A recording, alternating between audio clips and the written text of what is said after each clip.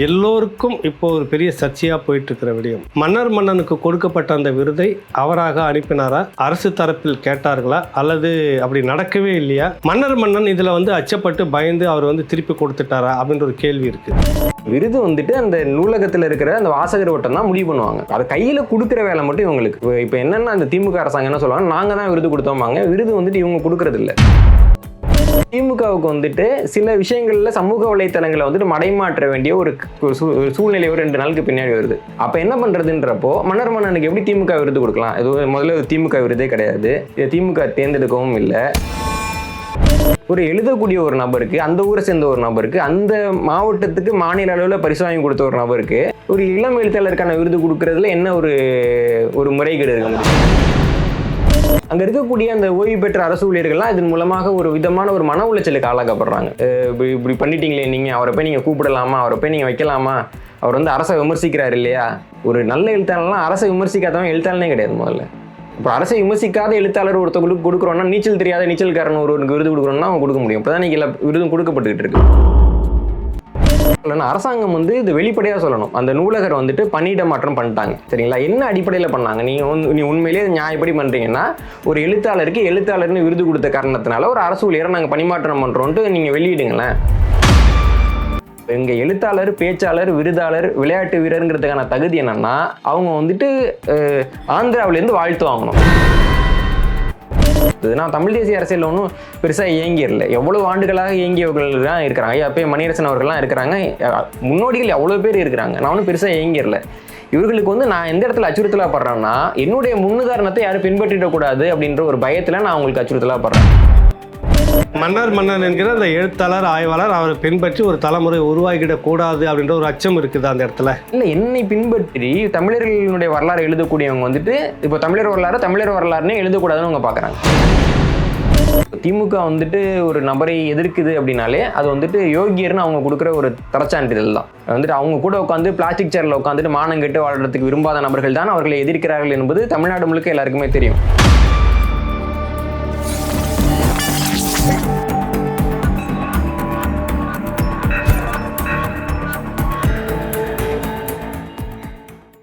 ராவணா பார்வையாளர்கள், தமிழ் உறவுகள் மற்றும் ராவணா நல விரும்பிகளுக்கு வணக்கம். எழுத்தாளரும் வரலாற்று ஆய்வாளருமான தம்பி மன்னன் நம்மோடு இருக்கின்றார். நிறைய விஷயங்கள் பேச வேண்டியது இருக்குது, அவரை சந்திக்கிறோம். வணக்கம் தம்பி. வணக்கம். வெளிநாடு பயணங்கள்லாம் நல்லபடியாக முடிஞ்சதுங்களா? நல்லா. ஒரு விரிவான நேர்காணலுக்கு முன்னாடி, எல்லோருக்கும் இப்போ ஒரு பெரிய சர்ச்சையாக போயிட்டுருக்கிற விடயம், மன்னனுக்கு கொடுக்கப்பட்ட அந்த விருதை அவராக அனுப்பினாரா, அரசு தரப்பில் கேட்டார்களா, அல்லது அப்படி நடக்கவே இல்லையா, கொடுத்தாங்களா இல்லையா, வாங்கிட்டாங்களா இல்லையா, விருது தீர்ப்பு கொடுக்கப்பட்டதா இல்லையா, அப்படி பல கேள்விகள், பல குழப்பம் ஒரு பக்கம் இருந்தாலும் கூட மன்னன் இதில் அச்சப்பட்டு பயந்து அவர் திருப்பி கொடுத்துட்டாரா அப்படின்ற ஒரு கேள்வி இருக்குது. என்ன இதில் உண்மையிலே என்ன நடந்தது என்பதை நீங்கள் மட்டும்தான் சொல்லணும். தொடர் வெளிநாடு பயணம், தொடர்ந்து நிறைய வேலைகள், உங்களுக்கு புத்தக வேலைகள், இப்போ ஒரு புதுசாக புத்தகம் கொண்டு வந்திருக்கீங்க கண்ணகியினுடைய வரலாறை பற்றி. இது நிறைய வேலைகள், அதனால் பதில் சொல்ல முடியாத ஒரு சூழ்நிலை. இந்த குழப்பம் தீர்வதற்காக இதில் உண்மையிலே என்ன தான் நடந்தது? முதலாக கொஞ்சம் பேசலாம் ராவணா சார்பா. நான் தஞ்சாவூரில் தான் ஒரு 6வதுலேருந்து 12வது வரைக்கும் படித்தது எல்லாமே.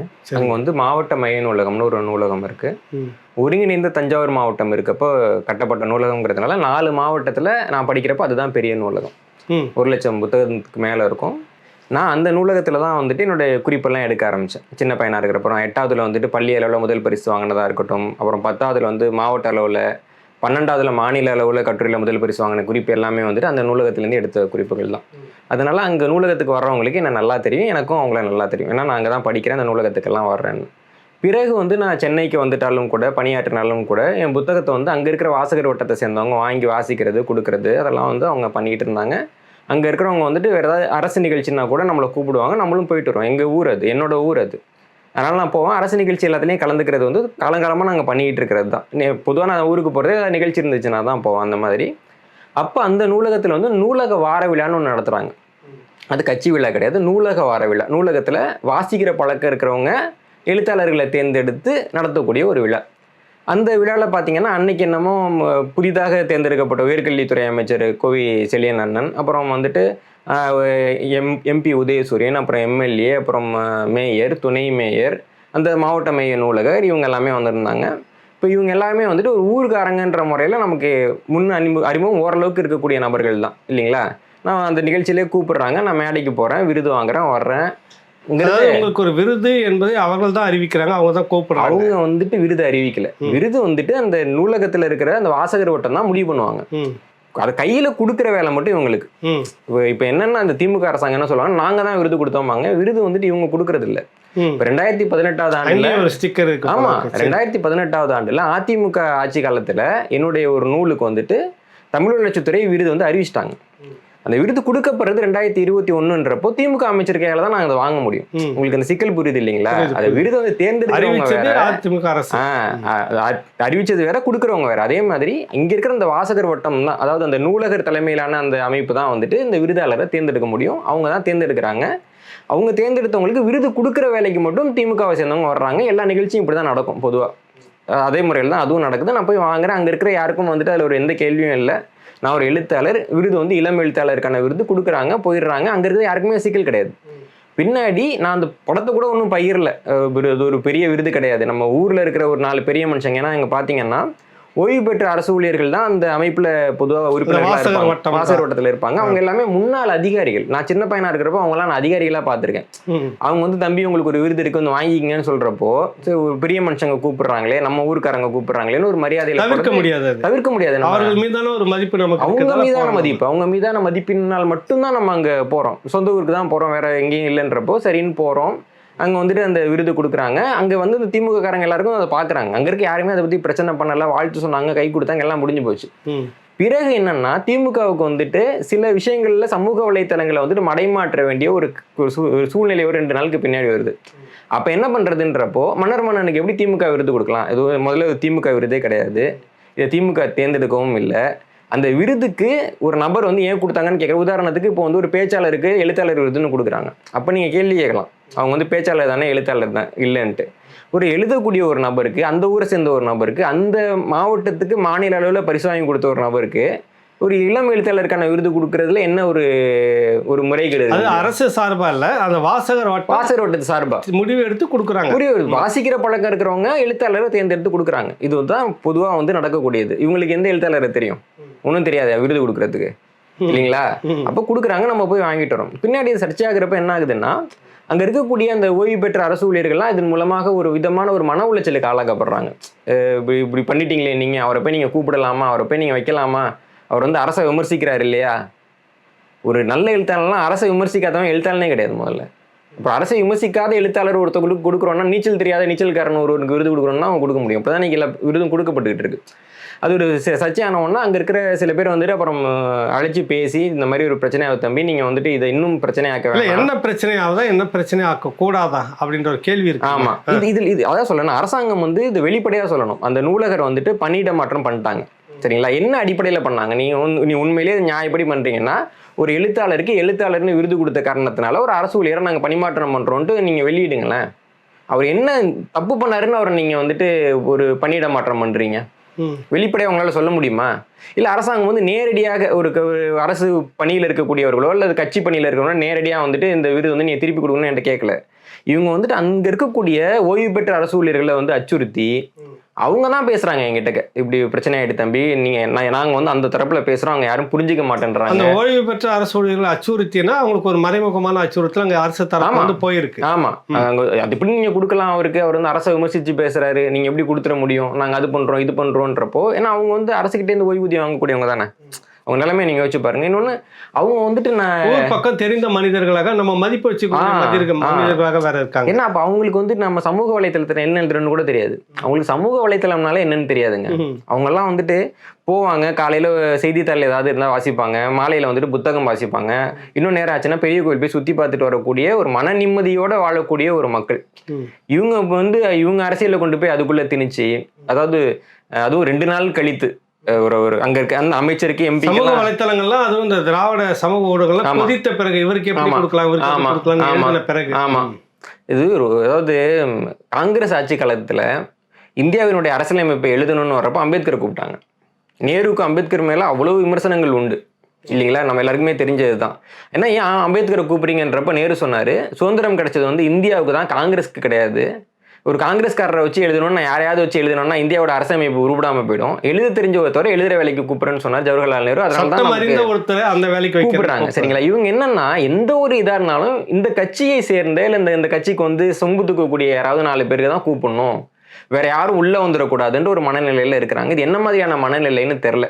இப்போ முன்னாடி எல்லாம் பாத்தீங்கன்னா சில விருதுகள் வந்து திமுகவை சேர்ந்தவங்க விருது அறிவிப்பாங்க, அந்த தொகை இருக்கும், அந்த விருது கொடுக்கக்கூடிய அமைப்பு தான் விருதாளரை தேர்ந்தெடுப்பாங்க. இதுதான் வந்து எல்லா அமைப்புலையும் இருக்கக்கூடிய முறை இருக்கும். இப்போ வந்து என்ன சொல்றாங்கன்னா அந்த விருதுகளுக்கு கூட நாங்க தேர்ந்தெடுத்து ஒருத்தரை கொடுப்போம். ஏன்னா நான் கொடுக்குற காசு தானே நீ கொடுக்குற, நாங்க தேர்ந்தெடுத்து ஒருத்தரை கொடுப்போம், அவருக்கு ஓம் மேடையில் வச்சு ஓம் பேரால் நீ விருது கொடுத்துக்கன்னு சொல்லக்கூடிய நிலைமைக்கு ஒரு பாசிஸ்ட்னு சொல்லுவாங்கல்ல, அதனுடைய உச்சத்துக்கு வந்து இன்னைக்கு அவங்க வந்திருக்கிறாங்கன்றதான் நிலவரம்.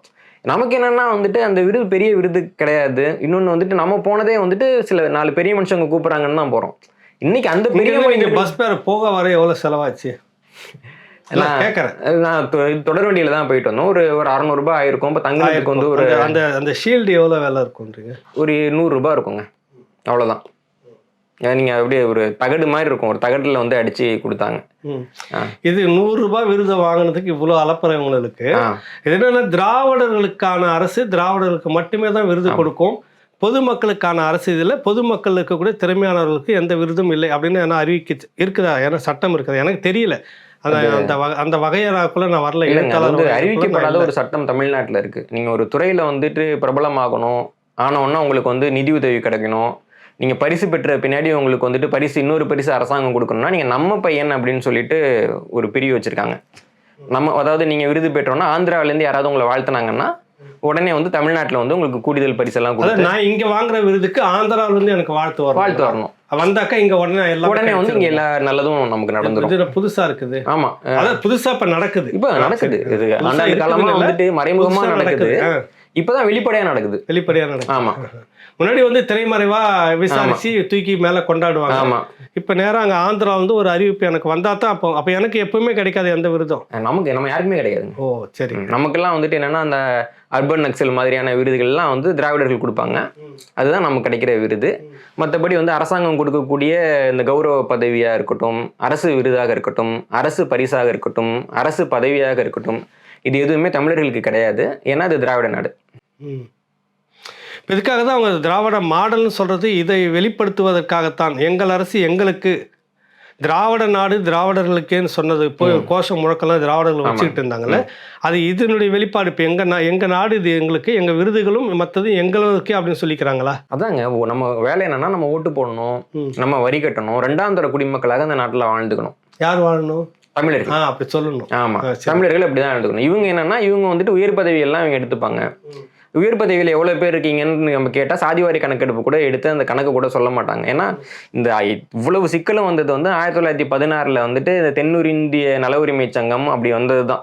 ஏன்னா 1913 பார்த்தீங்கன்னா தமிழ்நாட்டில் இருக்கக்கூடிய பெரிய பணியிடங்கள்ல பெரும்பாலான பணியிடங்கள் வந்துட்டு ஆரியர்களால் நிரப்பப்படுதுன்னு ஒரு புள்ளி விவரம் வந்துச்சு. ஃபேர் பிளே அப்படிங்கிற பேர்ல அந்த புள்ளி விவரம் வந்து 2 புத்தகம் வந்துச்சு. ஃபேர் பிளே, அது ஒன்றுல வந்து அதிக பெரும்பான்மை பிராமணர்கள் மட்டுமே தான் இருக்கிறாங்க, மீதி எல்லாம் இல்லை அப்படின்னு விலைக்கு சொல்ற புத்தகம் ஒன்று. அதே அந்த வெள்ளைக்காரன் ஞாபகம் வச்சுக்கோ, அந்த வெள்ளைக்காரன் எழுதுற இன்னொரு புத்தகத்துல இதுக்கு சொல்யூஷன் என்னன்னா, நீங்க ஒரு கட்டமைப்பா உருவாக்கணும், உங்களுக்குன்னு ஒரு ஊடகம் வரணும், உங்க கட்டமைப்பை கிராமம் முழுக்க கொண்டு போயிட்டு ஒரு அரசியல் அழுத்த போராட்டத்தை முன்னெடுக்கணும்னு சொல்ற தீர்வு. ஆக இவங்க சொந்தமா யோசிக்கல, ஒரு வெள்ளைக்காரன் சொன்னதை எடுத்து வச்சிருந்தா இவங்க முதல்ல. அதனால இவங்க என்ன சொந்தமா யோசிச்சிருக்காங்க. எப்படின்னா, புள்ளி வர வெள்ளம் வந்தாதானே நீ முதல்ல எனக்கு இல்லைன்னு சொல்லுவ, புள்ளி வரதே வெளியில விடலன்னா இல்லைங்களா? வெள்ளைக்காரனுக்கு ஓரளவுக்கு ஒரு ஜனநாயக மனநிலை இருந்தது இல்லைங்களா? அதுவும் இல்லாத ஒரு அடிப்படைவாத மனநிலை கூட்டம் தான் அந்த கூட்டம்.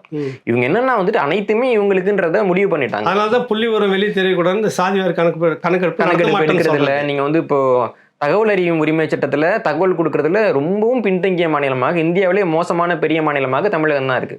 தமிழகம் சொல்லக்கூடாது, திராவிட நாடு இருக்கலாம். அவங்களுக்கு திராவிட நாடு, நமக்கு தமிழகம் இல்லைங்களா? அதுதான் அதோட பேரு.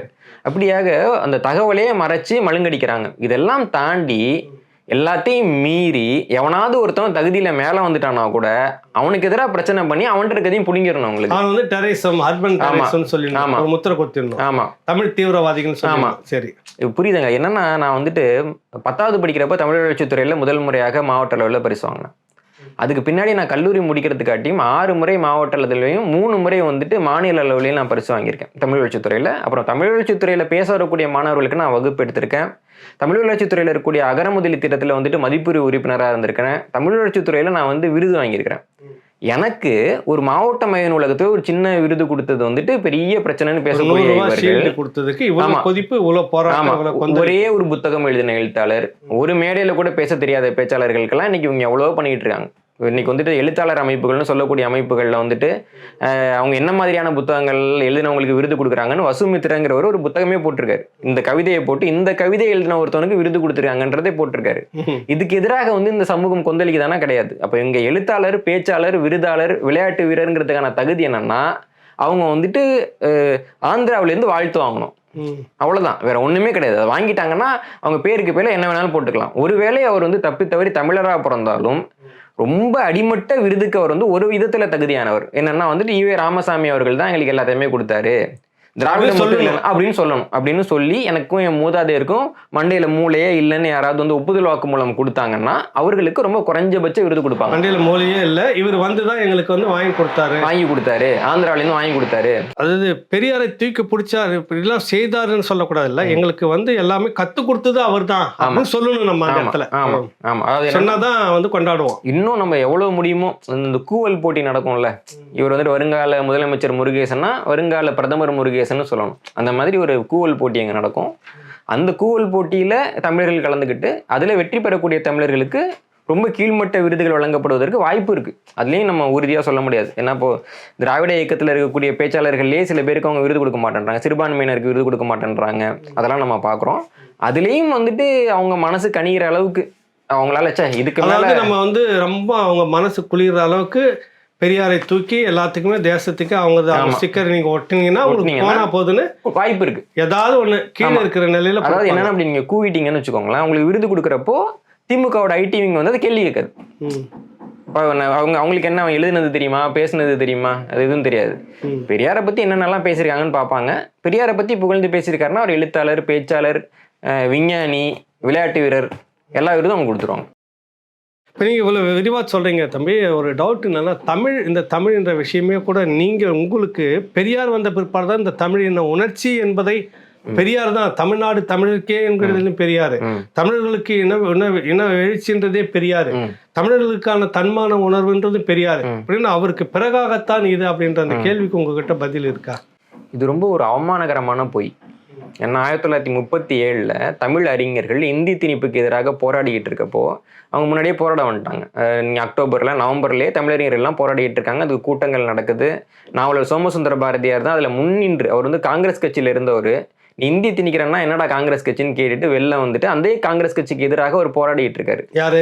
சோமசுந்தர பாரதியார் போராடுறாரு. அப்படியாக அவர் போராடிட்டு இருக்கப்போ அவர் தமிழர் இல்ல, ஆமா, அதனால அவர் பேர் இல்ல. ஆமா, சரி, அவர் யாருமே சொல்ல மாட்டாங்க. நாவலர் சோமசுந்தர பாரதியார் ஒரு காலத்துல வந்து திமுகவுடைய கூட்டங்கள் அதுக்கு அழிக்கிறதுக்கான ஒரு மிக முக்கியமான நபராகலாம் பேசப்பட்டிருக்காரு. ஒரு காலகட்டத்தில் திக வந்துட்டு கூட்டங்களுக்கு வந்து முன்னிலை வகிக்கக்கூடிய நபராகலாம் அவர் இருந்திருக்கிறார்.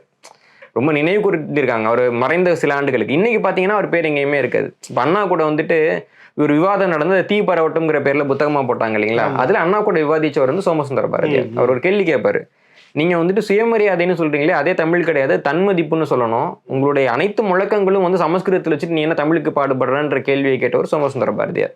அதுக்காகவே அவர் ஒதுக்கப்பட்டார். அதெல்லாம் ஒரு வரலாறு. அவர் வந்து 1937 வரைக்கும் போராடிட்டு இருக்கப்போ அந்த போராட்டம் மக்கள் மத்தியில நல்லா போய் சேருதுன்னு பார்த்துட்டு அந்த கூட்டத்துக்குள்ள நானும் வர்றேன்னு வந்து பூந்தவர் தான் ராமசாமி. அதனால இவங்க என்ன பண்றாங்கன்னா, இந்தி திணிப்புக்கு எதிரான வரலாற்று நூல்கள்ல இருந்து திராவிட இயக்கத்தை சேர்ந்தவங்க எழுதியிருந்தீங்கன்னா ஆண்டு வந்து 38ல இருந்து ஆரம்பிப்பாங்க. 37 தொடவே மாட்டாங்க, ஆண்டே எடுக்க மாட்டாங்க. அப்ப என்னன்னா, முதலாவது கருத்துன்னா முதல்ல வந்த கருத்தான முதலாவது கருத்து அதை வச்சுக்க மாட்டாங்க. இவங்களுக்கு ஆதரவான கருத்து எங்க வருதோ அதுக்கு முன்னாடி இருக்க வரலாறை வெட்டி மறைச்சு ஒண்ணு எல்லாம் பண்றாங்க. இல்ல, அந்த 38 எடுத்துக்கிட்டாலும் கூட ஈழத்து அடிகளார் முதல்ல வந்து இவர் எதிர்க்கிறாரு. பிறகு ஈழத்து அடிகளார் வந்து நீங்க பண்றது மிகப்பெரிய இனத்துரோகமா மாறும் எதிர்காலத்துல அப்படின்னு பேசி எந்த அளவுக்கு பாதிப்பை ஏற்படுத்துன்னு சொன்ன பிறகுதான் உள்ளுக்குள்ளாக இழுக்கப்படுகிறார் அப்படின்னு வருது.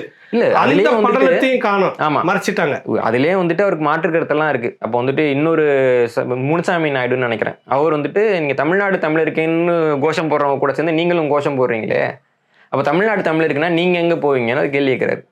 அப்புறம் சிறிது காலம் கழித்து வந்து திராவிட நாடு திராவிட இருக்கேன்னு மாற்றி பேச ஆரம்பிக்கிறார். பின்னாடி வந்து 1965 திரும்ப தமிழர்கள் இந்திக்கு எதிராக போராட போகின்ற பொழுது அந்த போராடக்கூடிய மாணவர்களை காளிகள் அப்படின்னு திட்டுறாரு. காளிகள் சொன்னது 65 போராட்ட காலகட்டத்துல. ஆமா சொல்றாரு. எரி எண்ணெயும் தீப்பெட்டி வச்சுங்க கொளுத்துங்க சொன்னது அதுவும் அந்த காலகட்டத்துல போராடக்கூடிய சொல்றாருங்க. அது ராமசாமி சொன்னார். ராமசாமி நாயக்கர் சொன்னார். ராமசாமி நாயக் அவர்கள் சொன்னார். தமிழ்நாட்டுக்கு வந்து நாயக்கர்னு அந்த அறிவிகுதி போடுறாங்க. அவங்க எழுதுறப்ப நாயக்குன்னு எழுதுவாங்க, அவங்க மொழியில எழுதுறப்போ நாயக்குன்னு எழுதுறாங்க. இந்த மாதிரி நிறைய நுட்பமான வேலைகள்லாம் அவங்க பார்ப்பாங்க. ஆனா இப்ப நமக்கு சொல்றப்ப என்ன சொல்றாங்கன்னா, இந்திய எதிர்ப்பு போராட்டத்தை வந்து 65 தொடங்கி வச்சதும் பெரியார். 37க்கு வந்து ஒண்ணுமே இல்லாம வந்து 38 தொடங்கி வச்சவர் பெரியார். 37 வந்துட்டு ராஜாஜி அறிவிக்கிறாராம். 38 வரைக்கும் தமிழர்கள் வந்துட்டு ஒண்ணுமே சொல்லாம இருந்தாங்களாம். இவர் ஏஞ்சி வந்தான் போராட்ட ஆரம்பிச்சு வச்சாராம். இப்படியாக உண்மையாக போராடினவங்கள, உண்மையாக தியாகம் செஞ்சவர்களை, உண்மையாகவே வந்து அந்த போராட்டத்தினால ஒரு பெரிய பண இழப்பை சந்தித்தவர்களை வந்துட்டு அவமானப்படுத்தி அதன் மூலமாக இவர் வந்து மேலே கொண்டு வரக்கூடிய ரொம்ப கேவலமான ஒரு மனநிலை இவங்களுக்கு இருக்கு. என்னன்னா, ஒருத்தன் உண்மையாகவே ஒரு பொன்மொழியை சொல்லியிருந்தான்னு வச்சுக்கோங்களேன், அதை திருடி பெரியார் பேர்ல எழுதுறது. உண்மையாகவே ஒருத்தன் ஒரு கருதுகோள் வச்சிருந்தா அந்த கருதுகோளை ஒரு ஆரம்பத்தை எதிர்த்திருப்பாரு, திட்டிருப்பாரு, காரி துப்பியிருப்பாரு. ஒரு கட்டத்துல வேற வழியே இல்லாமல் அவர் ஏத்துப்பாரு. அது வந்து அவர் பேர்ல எழுத வேண்டியது. இப்ப கீழவேண்மணி படுகொலை தொடர்பாக இருக்கட்டும், ஓராண்டு வந்துட்டு அவர் வந்து கோபாலகிருஷ்ண நாயுடுக்கு எதிராக ஒண்ணுமே பேசல. அந்த படுகொலை நடந்தது இப்ப சமீபத்துல தனியா ஒரு கேள்வியா வைக்கலாம்னு இருக்கிறோம். நீங்க இதை முதல்ல முடிச்சிருங்க. ஆமா, இப்படியாக தொடர்ச்சியா என்னன்னா, அவர் என்னென்னலாம் தவறு செஞ்சாரோ அதெல்லாம் மறைக்க வேண்டியது. யார் யாரெல்லாம் அவருக்கு வழிகாட்டினாங்களோ அவங்கெல்லாம் மறைக்க வேண்டியது. யார் யாரெல்லாம் அதற்கு முன்னோடிகளாக இருந்தார்களோ அவங்கெல்லாம் மறைக்க வேண்டியது. மறைச்சிட்டு தமிழ்நாடு ஒன்றும் இல்லாமல் இருந்தது, இவர் நேராக வந்தார், அப்படியே அருள் கொடுத்தாரு, தமிழ்நாடு வளர்ந்துட்டு அப்படின்னு சொல்லக்கூடிய இப்போ பௌத்த மதத்தில் வந்துட்டு ஒரு வழக்கம் இருக்கும். எது கேட்டாலும் புத்தர் தான் கொடுத்தாரு, நமக்கு நல்லெண்ணெய் ஆமணக்கு என்னெல்லாம் தெரியாது, புத்தர் கொடுத்தாருன்னு ஒரு கருத்து. அதே மாதிரி தமிழ் சமஸ்கிருதம் ரெண்டையும் உருவாக்குனவர் புத்தர் தானே ஒரு கருத்து. ஏன்னா புத்த மதத்தில் என்னன்னா, புத்தருக்கு முன்னாடி எதுவுமே இல்லைன்னு சொல்லணும், தான் புத்த மதம். அதே மாதிரி இவங்க வந்து பெரியாரிஸ்ட்னு சொல்லக்கூடிய பெரியாரிய மதத்தை சேர்ந்தவர்கள். அதுக்கு முன்னாடி என்ன இருக்கோ அவ்வளவு மேலேயும் மண்ணு போட்டு மூடிட்டு, அவர் மட்டும் இல்லைன்னா எதுவுமே நடந்திருக்காது, அவர் தான் அது கண்டுபிடிச்சாரு, அவர் தான் இது கண்டுபிடிச்சாரு, அவர் வந்து ஒரு பெரிய அறிவியல் மேதை, அவர் பெரிய ஆங்கில அறிஞர், அவர் வந்து ஒரு பிரெஞ்சு புலவர் அப்படின்ட்டு அவர் மேலே வந்துட்டு ஒரு பெரிய பிம்பத்தை கட்டமைக்க முயற்சி பண்ணுறாங்க. அந்த பிம்பத்தை கட்டமைக்கிறதுக்காக அவங்க வந்து தேர்ந்தெடுக்கிற இடம் தமிழ்நாடுங்கிறப்போ, ஒரு ஏற்கனவே ஒரு 15 மாடி கட்டணம் இருக்கிற ஒரு இடத்துல ஒரு குடிசை போடணும்னா நீங்க 15 மாடி கட்டடத்தை இடிக்கணும். அதான் இங்க தமிழ்நாட்டில் பண்ணாங்க. தமிழர்களுடைய மெய்யியலை சதிச்சாங்க, தமிழர்களுடைய மான உணர்வு, அதனுடைய வரலாறு சதிச்சாங்க, ஆய்வாளர்களும் தமிழ் பற்றாளர்களையும் எல்லாத்தையும் ஒழிச்சாங்க, எல்லாருடைய வரலாறையும் சதிச்சாங்க. இன்னைக்கு வந்துட்டு ஒரு காலகட்டத்தில் ராமசாமி அவர்கள் வந்து பாராட்டின ஆய்வாளர் வந்து சதாசிவ பண்டாரத்தர், சோழர் வரலாறுல மிக முக்கியமான ஒரு நபர். இன்னைக்கு வந்துட்டு பாடத்திட்டத்துல அவருடைய பேரோ ஒரு நூல்களே கிடையாது. எம்ஏ முடிச்ச மாணவர் வந்துட்டு சதாசிவ பண்டாரத்தரை பத்தி தெரியாம எதுவுமே வரலாம். அதுதான் இங்க ஒண்ணு நடந்துகிட்டு இருக்கு. இப்ப வரலாற்றுல பாத்தீங்கன்னா, நமக்கு தெரிஞ்ச அந்த காலகட்டத்துல அறிஞர் குணா எப்படிப்பட்ட ஒரு பெரிய மனிதர், எப்படிப்பட்ட ஒரு ஆய்வாளர், திராவிடத்தால் விழுந்தோன்னு ஒரு புத்தகத்தை போட்டு ஒரு பெரிய அதிர்வலையை ஏற்படுத்துறது மட்டும். பிறகு நிறைய புத்தகங்களை கொண்டு வந்தாங்க, ஒதுக்காச்சு. ரெண்டாவது காலகட்டம் மணியரசனை போன்ற ஐயா அவர்களை போன்றவர்களும் பெரிய இதெல்லாம் கொண்டு வந்தோன்னா அவங்களை சாவனிஸ்ட் பிரிவினைவாதிகள் அங்கே ஒரு முத்திரை குத்தி அவரை நசிக்காச்சு. இப்பொழுது இந்த தலைமுறைக்கு மன்னன் என்கிற எழுந்து வருகிற ஒருத்தரை பார்த்து ஏன் இவ்வளோ பயம், ஏன் ஒரு விருது அப்படி பிடுங்கணும்? இது நீங்கள் வந்து குறிப்பிட்டு இப்போ தான் பேச தொடங்கி இருக்கிறீங்க, தமிழர் வரலாறை தேட தொடங்கி இருக்கிறீங்க, தேடினதை கொடுக்க தொடங்கி இருக்கிற இந்த மன்னன் என்கிற ஒரு சிறிய நான் வயசை பொறுத்து நான் சொல்கிறேன், தப்பாக அவங்கள குறை போடலை. இப்போதைக்கு நீங்கள் ஒரு சிறிய நெருப்பு துண்டு, காடு பற்றிக்கிட்டு எரிஞ்சிருன்ற பயமா? ஏன் அதை வந்து இப்படி பிடுங்கணுன்ற ஒரு கட்டம் ஏன் வந்து இவங்க பண்ணக்கூடிய முதலாவது வேலை கிடையாது. நல்லா புரிஞ்சிக்க வேண்டியது. நான் ஆரம்ப காலகட்டத்தில் வந்து பார்க்குறப்போ திராவிட இயக்கத்தை எதிர்க்கலை. நம்ம வந்து தமிழ் மொழி பேசுகிறோம், தமிழ் மொழியோட பெருமை வரலாறு தமிழினத்தை பற்றி பேசுவோன்னு தான் நான் பேசிகிட்டு இருக்கேன். பேச ஆரம்பித்த உடனேயே மன்னன் வந்துட்டு இந்த இதெல்லாம் வந்துட்டு மொழி வெறியால் பேசுகிறாரு, அவர் வந்துட்டு இதுக்கு எதுவும் சான்று வச்சில்லைன்னு சொல்லிட்டு முதல்ல வதந்தி பரப்புனது திராவிட இயக்கத்தை சேர்ந்தவங்க தான். அதுக்கு நம்ம பதில் கொடுக்குறோம். அவங்களால அது பதில் கொடுக்க முடியலன்றப்போ கண்டதை ஆய்ந்ததை படித்ததை எழுதுகிற இதுல எப்படி மொழி வெறியன்னு வந்துடும் நீங்க கேட்டேன். 2019 ஆண்டுல நான் வந்துட்டு தமிழ்நாட்டில் தான் இரும்பு நாகரிகம் முதல்ல வந்ததுன்னு ஒரு புத்தகம் எழுதுறேன். அதிமுக அரசு வந்துட்டு அப்ப இருந்த அரசாங்கம் வந்துட்டு அந்த புத்தகத்தை பாராட்டுறாங்க. அப்போ அதிமுக அமைச்சர் கையால ஈரோடு புத்தக கண்காட்சியில அதுக்கு வந்துட்டு குழந்தைசாமி அவர்களுடைய பேர்ல தமிழ் மேம்பாட்டு விருதெல்லாம் நான் வாங்குறேன். அப்போ திமுகவை சேர்ந்தவங்க என்ன பண்ணுறாங்கன்னா, அது எப்படி இரும்பு காலம் தமிழ்நாட்டில் மட்டும் பழமையாக இருக்க முடியும், இவர் வந்துட்டு மொழி வெறி பிடிச்சி பேசிகிட்டு இருக்காருன்னு சொல்லி முகநூல் முழுக்க எழுதினாங்க. ஆனால் என்னென்னா, திமுக ஆளுங்கன்னு வராமல் ஒரு பெரிய அறிவியல் நிபுணர் மாதிரி ஆய்வாளர் மாதிரி காமிச்சிக்கிட்டு ஒரு பொதுவான ஒரு தளத்துலேருந்து பேசுகிற மாதிரியே அந்த இதெல்லாம் பேசிகிட்டு இருந்தாங்க. அதற்கு பிறகு நம்ம சோழர் வரலாறுன்னு வர்றப்போ அந்த ஈல்மீன் தொடர்பான ஒரு பிரச்சனை அதை பற்றி நான் பேசினப்போ அப்படி ஒன்று கிடையவே கிடையாது, மன்னன் சொல்கிறாருன்னு சொல்லிட்டு திமுகவோட ஐடி விங்கோட ஆலோசகராக இருக்கக்கூடிய ஒருத்தவரே பொதுவெளியில் எழுதினார். ஆமா, அந்த யுத்தத்தெல்லாம் பார்த்த முகநூல்ல நடந்தது. நீங்க ப்ரூவ் பண்ணீங்க அது. ஆமா, எடுத்து இது வந்து உங்களுடைய அரசாங்கம் கொடுத்த நிதி உதவியில வெளியிடப்பட்ட நூல் இருக்கக்கூடிய ஒரு செய்தி. அதான் சொல்றேன், படிக்க தெரிஞ்சவங்களுக்கு தான் வந்துட்டு எழுதுறவங்க யாருன்னு தெரியும். அந்த அறிவே இல்லாம அவங்க வெளியிட்ட செய்தியை அவங்களே வந்துட்டு மறைச்சு பேசினதெல்லாம் நடந்திருக்கு. நான் அதை பத்தி நான் சொல்லியிருந்தேன், சரிங்களா? அது அடுத்தது நடந்தது. இப்படியாக மறைமுகமா நீங்க வர்றப்ப நேரடியா மோதுறதெல்லாம் முதல்ல நடக்காது. மறைமுகமா வந்துட்டு எவ்வளவு உங்க மேல வந்துட்டு அவதூறு பரப்ப முடியுமோ, எவ்வளவு பொய் குற்றச்சாட்டு சொல்ல முடியுமோ, எவ்வளவு வந்துட்டு உங்களை வந்து தாழ்த்த முடியுமோ எல்லா முயற்சியும் பண்ணுவாங்க. இது வந்துட்டு ஒரு 3 ஆண்டு நடக்குது. 3 ஆண்டு நடந்து இல்லை இதை பண்ணக்கூடியது வந்து திமுக சேர்ந்தவங்க தான், திமுக ஐடி விங் தான் அதை பண்ணுது, அதனுடைய ஆலோசகர் தான் இப்படி பொய்யான தகவல் சொல்றாரு நம்ம சொன்னது பின்னாடி நேரடியா அரசாங்கம் வந்து இப்ப நேரடியா இறங்குது. புரியுதா உங்களுக்கு? இப்போ கூட அரசாங்கம் வந்து நேரடியா இறங்குறதுன்னா மன்னன் மாதிரியான நபர்களுக்கு விருது கொடுக்கூடாது ஒரு சர்க்குலர் விடுறதுக்கோ, தமிழ் சமூகத்திலிருந்து மன்னர் மாதிரி இல்ல எந்த ஆய்வாளரும் வந்துடக்கூடாது, யாரும் வரக்கூடாது. நீங்க வந்துட்டு இது நீங்க எவ்வளவுதான் இறங்கி போனாலும் சரி, நீங்க திராவிடத்தை ஏற்றுக்கொண்டாலும் சரி, நீங்கள் தமிழர் என்றால், நீங்கள் பேசுவது தமிழர் வரலாறு என்றால், நீங்க பேசுவது தமிழ் மொழி என்றால் உங்களை நசுக்கிறதுக்கான எல்லா வேலையும் பார்ப்பாங்க. இப்போ நீங்க சொன்னீங்கல்ல இந்த பட்டியலில் வந்து இல்லாத இன்னொரு பேர் என்னன்னா நெடுஞ்செழியன் அவர்கள். நெடுஞ்செழியன் அவர்கள் திராவிடத்தை ஏற்றுக்கிட்டவர் தானே, ஸ்டாலின் தலைமையில புத்தகம் போட்டவர் தானே. அவர் ஒரு பெரிய அறிஞர், எவ்வளவு மிக முக்கியமான நூல்கள்லாம் எழுதியிருக்காரு. அவருக்கு வந்து இந்த அரசாங்கம் கொடுத்த மரியாதை என்ன? பரமசிவன் அவர்கள் திராவிடத்தை ஏற்றுக்கிட்டார். பின்னாடி அந்த இனப்படுகொலைக்கு பின்னாடி கருணாநிதியினுடைய அழைப்புகளை அவர் புறக்கணித்தார்னாலும் அவர் வந்து திராவிடம்ங்கிறத ஓரளவுக்கு ஏற்றுக்கிட்டார், நின்றுட்டு இருந்தார். ஆமா, அவங்க தலைதான் நின்றுட்டு இருந்தார். அவ்வளவு பெரிய ஆளுமை அவர். என்ன பண்ணீங்க? அவருக்கு ஒன்றும் பண்ணலை. நான் உங்களுக்கு சொல்லக்கூடியது என்னன்னா, நீங்க தமிழரா பிறந்துட்டீங்கன்னா நீங்க வந்துட்டு அந்த வீட்டில் நிற்கிறது வந்து பிச்சைக்கு நிற்கிற மாதிரி தான் அவங்க எடுத்துப்பாங்க. நீ தமிழன் என் வீட்டு வாசல் வந்து நிற்கிறேன்னா நான் வேற ஆளுன்னு அவங்களுக்கு ஒரு மனநிலை இருக்குல்ல, எதுக்கு பிச்சைக்கு நிற்கிற மாதிரி நிற்கணும் அப்படின்ற ஒரு கேள்வி எனக்கு வந்துச்சு. எனக்கு மானருக்கு நான் வந்துட்டேன், புரியுது? அதை அவங்களால ஏற்றுக்க முடியல. நம்ம வந்துட்டு ஒருத்தவனை மிரட்டணும்னா அவன் வந்துட்டு நம்ம காலிலே கிடப்பான். ஐயோ நாளையிலேருந்து அவங்க இப்படி மிரட்ட வருவாங்க, வந்தோடனே வந்து பெரியாரை பற்றி புகழ்ந்து 4 வார்த்தை பேசணும், அப்படி பேசினா விட்டுருவாங்க. இப்படிதான் அவங்க வந்து பெரியாரிஸ்டுகளை உருவாக்குறாங்க. இப்போ நம்ம வந்துட்டு நீ என்ன மிரட்டுறதுக்கு, நான் சொன்னது சரிடா நீ சொன்னது தப்புன்னு சொல்றப்போ அவங்களால அது வந்து உங்களுக்கு புதுசா இருக்கு, அதை அவங்களுக்கு எதிர்கொள்ள முடியல. அதுதான் வந்துட்டு ஒரு பெரிய கோவத்தை மேலே ஏற்படுத்துது. நான் தமிழ் தேசிய அரசியல் ஒன்றும் பெருசாக இயங்கிடல, எவ்வளவு ஆண்டுகளாக இயங்கியவர்கள் தான் இருக்கிறாங்க. அப்போ மணியரசன் அவர்கள்லாம் இருக்கிறாங்க, முன்னோடிகள் எவ்வளோ பேர் இருக்கிறாங்க. நான் ஒன்றும் பெருசாக இயங்கிடல. இவர்களுக்கு வந்து நான் எந்த இடத்துல அச்சுறுத்தலாக படுறேன்னா, என்னுடைய முன்னுதாரணத்தை யாரும் பின்பற்றிடக்கூடாது அப்படின்ற ஒரு பயத்தில் நான் அவங்களுக்கு அச்சுறுத்தலாக படுறேன். ஒவ்வொரு முறையும் ஒவ்வொரு வரலாற்று அந்த எழுத்தாளர் ஆய்வாளர் அவரை பின்பற்றி ஒரு தலைமுறை உருவாக்கிடக் கூடாது அப்படின்ற ஒரு அச்சம் இருக்குது அந்த இடத்துல. இல்ல, என்னை பின்பற்றி தமிழர்களுடைய வரலாறு எழுதக்கூடியவங்க வந்துட்டு இப்போ தமிழர் வரலாறுனே எழுதக்கூடாதுன்னு அவங்க பாக்குறாங்க. திராவிட வரலாறுன்னு தான் இத்தனை வருஷமா பெரும்பாலானவங்க எழுதிக்கிட்டு இருக்காங்க. அவங்களுக்கு விருது கொடுக்குறப்ப உங்களுக்கு இனிக்குது. நம்ம தமிழர் வரலாறுன்னு சொல்றப்போ திராவிடம்னு ஒன்று இல்லைங்கன்னு சொல்றப்போ, திராவிடம்ங்கிறது சமஸ்கிருத சொல் அப்படின்னு சொல்றப்போ அது வந்துட்டு சரியானதா இருக்கு. அப்ப என்ன ஆகுதுன்னா ஒரு தலைமுறை மக்கள் வந்து பின்பற்ற ஆரம்பிக்கிறாங்க. இப்போ 2021 ஆண்டுக்கு முன்னாடி நீங்க திராவிடம் அப்படின்னு தமிழ்நாட்டில் சொன்னீங்கனாலோ, திராவிட மொழின்னு தமிழ் மொழியை சொன்னீங்கனாலோ தமிழர்கள் ஏற்றுக்கொண்டார்கள். 2021க்கு பின்னாடி நீங்க திராவிடம்னு பேசினா அது திராவிடம் இல்லை தமிழ், திராவிட கட்டிடக்கலை இல்லை தமிழர் கட்டிடக்கலை அப்படின்னு தமிழர்கள் கீழே சொல்ல ஆரம்பிச்சிருக்கிறாங்க.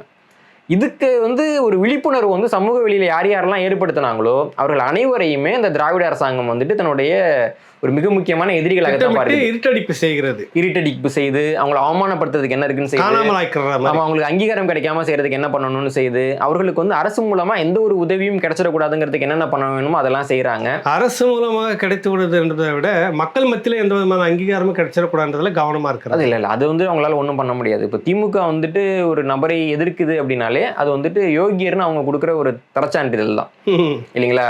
வந்துட்டு அவங்க கூட உட்காந்து பிளாஸ்டிக் சேர்ல உட்காந்துட்டு மானம் கெட்டு வாழ்றது விரும்பாத நபர்கள் தான் அவர்களை எதிர்க்கிறார்கள் என்பது தமிழ்நாடு முழுக்க எல்லாருக்குமே தெரியும். அதனால வந்துட்டு அவங்க எதிர்க்கிறதன் மூலமா யாரும் வந்துட்டு சமூகத்துல வந்து அவமானத்தை சந்திக்கிறது கிடையாது.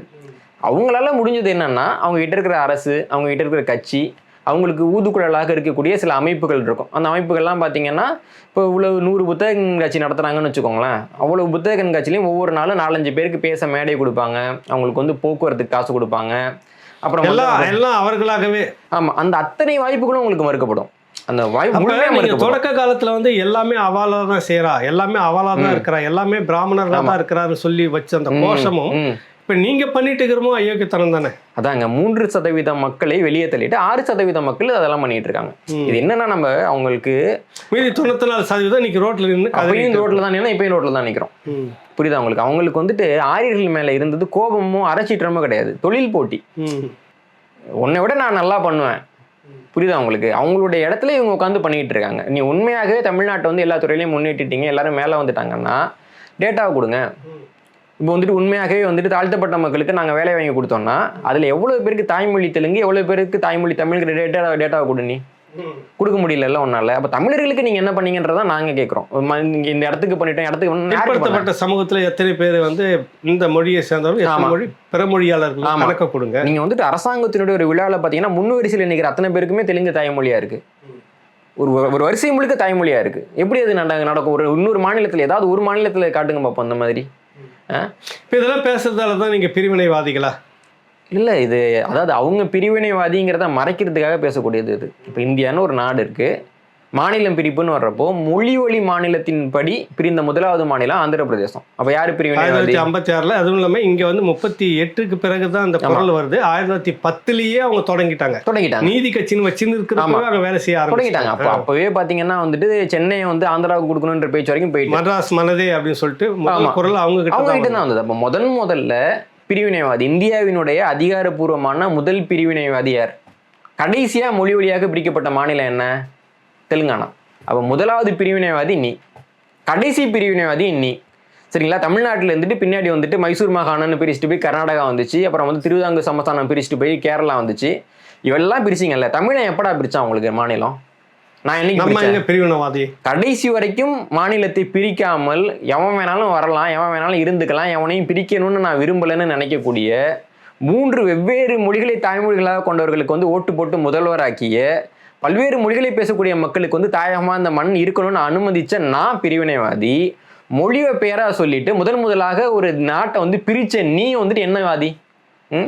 வரலாறு நமக்கு தெரியல, அதனால கண்ட நாயங்களும் நமக்கு பாடம் எடுக்குது, வேற ஒன்றும் கிடையாது. அப்போ இவர்கள் தான் பிரிவினைவாதிகள். நாளைக்கே வந்துட்டு இவங்க உள்ள வர்றாங்கன்னா தமிழ்நாட்டு கூட ஒற்றுமையா இருப்பாங்கன்னு சொல்ல முடியாது. நாளைக்கு தமிழ்நாட்டினுடைய பிரிவினையை வந்து இவங்க தான் ஊக்குவிப்பாங்க. ஏன்னா இவங்களுக்கு தான் அந்த ரெக்கார்டு இருக்கு. 2 முறை மாநிலத்தை ரொம்ப தெளிவா பிரிச்சு காமிச்சிருக்காங்க அவங்க. 3வது முறையும் அவர்களால் பிரிக்க முடியும். அப்போ அதிகாரப்பூர்வமாக தமிழ்நாட்டில் இருக்கக்கூடிய பிரிவினைவாதிகள் அவர்கள் தான். ஆனா நம்ம வந்துட்டு அவங்கள முதல்ல சொல்லிடுவோங்கிற பதட்டத்துல பயத்துல வேலையா வந்துட்டு நீ பிரிவினைவாதி, நான் பிரிவினைவாதினா முதல்ல கத்துறது இருக்கு இல்லைங்களா? அது ஒரு வேலையா பண்ணிட்டு இருக்காங்க. இந்தியாவினுடைய முதல் பிரிவினைவாதிகள் தமிழர்களை பார்த்து பிரிவினைவாதின்னு சொல்லக்கூடிய கும்பலை சேர்ந்தவர்கள் தான். அவங்க தான் வந்து பிரிவினைக்கு துடிக்கிறார்கள், அவர்கள் தான் பிரிவினையை செய்தார்கள். விட்டால் நாளைக்கும் அவர்கள் தான் பிரிவினையை மேற்கொள்வார்கள். சமீபத்தில் ஆஸ்திரேலியா போயிட்டு இன்னும் மற்ற இடங்களுக்கும் போய் நிகழ்ச்சிகளில் கலந்துட்டு இருக்கிறீங்க. அந்த வெளிநாட்டு கட்டமைப்புன்றது எப்படி இருக்கு உங்கள் பார்வையில்? அந்த மக்கள் என்ன நினைக்கிறாங்க? இந்த தமிழ் சங்கம் இருக்கிறதுக்குள்ள தமிழ்நாட்டில் இருக்கக்கூடிய தெலுங்கர்கள் அங்கே போய் குடியேறி இருப்பாங்கல்ல, அவங்க முதல்ல போயிட்டு உறுப்பினர் ஆகுறாங்க, அப்புறம் நிர்வாகி ஆகுறாங்க. ஒரு கட்டத்தில் வந்துட்டு தமிழ் சங்கம் வந்து தெலுங்கர்களின் சங்கமாக மாறுது. ஒரு கட்டத்துக்கு மேலே என்ன ஆகுதுன்னா, மேடையிலேயே ஏறி நாமெல்லாம் தெலுங்கர்கள், தமிழர்னு கொஞ்சம் பேர் சொல்லிக்கலாம், ஆனால் நம்மலாம் தெலுங்கர்கள் தான் அப்படின்னு மேடையில் அமைக்கப்பட்ட மேடையிலேயே அவங்க பேசக்கூடிய ஒரு சூழ்நிலை எல்லாம் வந்தது. வெளிநாட்டில் இருக்கக்கூடிய தமிழ் சங்கங்களுடைய வேலை கடைசி அப்படி தான் வந்து நிற்குது. இப்படி தான் வந்து நிற்குது. அவங்க என்ன பண்ணுவாங்கன்னா, அவங்களுக்கு ஒரு நிதி வந்திருக்கும் இல்லைங்களா, தமிழ் வளர்க்கறதுக்கான நிதி. அந்த நிதியை வச்சுட்டு இங்கே இருக்கிற திரைப்பிரபலங்கள் எல்லாம் கூப்பிட்டுட்டு குழந்தைங்களுக்கெல்லாம் குத்தாரணம் சொல்லி கொடுத்து அங்கே குதிச்சு ஆட சொல்லிட்டு, அப்புறம் வந்துட்டு அண்ணா வாழ்க, பெரியார் வாழ்க, இவங்க தான் நமக்கு சொல்லி கொடுத்தாங்கன்னு இந்த திராவிட இயக்க வரலாறு இருக்கு இல்லைங்களா, அதை வச்சுட்டு அவங்களுடைய பாடத்திட்டத்தில் வந்து திராவிடம்னு எழுதிட்டு இப்படி ஒரு வேலை பார்த்துக்கிட்டு இருந்தாங்க. தமிழன் காசுல தமிழ் சங்கத்தில் தெலுங்கர்கள் நிர்வாகியாக இருக்கிறாங்க, திராவிடத்தை போதிக்கிறாங்க. அதே அமெரிக்காவில் வந்துட்டு தெலுங்கர் சங்கம்னு ஒன்று இருக்கு. அதில் ஒரு தமிழன் போனால் முதல் வேலையா நீ உறுப்பினராகவே சேர்த்துக்க மாட்டேன்ற. நாங்க தான் தமிழ் வளர்த்துட்டு இருக்கிறோம்னு சொல்றாங்களே, வயிறு வளர்த்து கொண்டிருக்கிறார்கள். எங்களை விட்டால் உங்களுக்கு வேற வழியில நாங்க தான் ஆர்கனைஸ் பண்ணி நாங்க தான் தமிழ் இங்க வளர்த்துட்டு இருக்கிறோம்ன்றாங்களே. தமிழ் எங்க வளர்த்தாங்கன்னு கேட்கிறேன். தமிழ் சங்கம்னா ஒரு திரைப்பட பாடலுக்கு வந்துட்டு குழந்தைங்களை ஆட வைக்கிறதுக்கு எதுக்கு தமிழ் சங்கம்? அப்ப சினிமா சங்கம்னு ஆரம்பி.